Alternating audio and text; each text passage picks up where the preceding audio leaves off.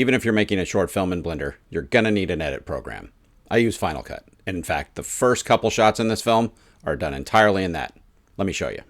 So I composited my film in Final Cut, and so I'll be jumping back and forth between showing you Blender hacks and how I put things together in Final Cut for the final edit. So starting off with the first few shots, most of it was done in Final Cut. Starting with this. I wanted to start this film just like all Star Wars films.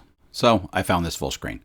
At first I tried to attempt to replicate the font, but it was too much of a pain, so I just found this online and dropped it into the timeline.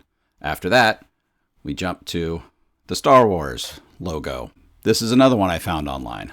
I couldn't find one with a key signal because at some point here it has to be keyed over the star field in the background.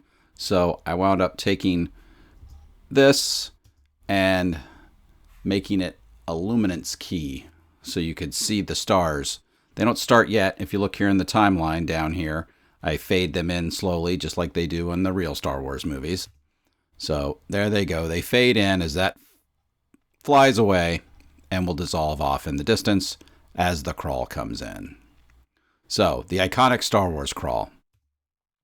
Luckily, Final Cut has a setting for a crawl because they figure we're all nerds and at some point we're going to want to create a crawl like the Star Wars movies. And they're right. And so this is my Star Wars crawl. The star field in the background was actually made in Blender.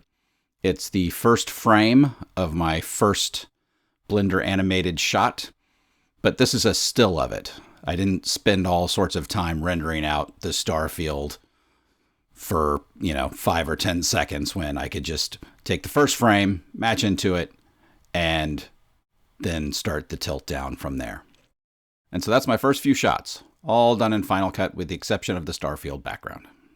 Next week, I'll show you the first official shot of the film, done entirely in Blender. I'll see you then.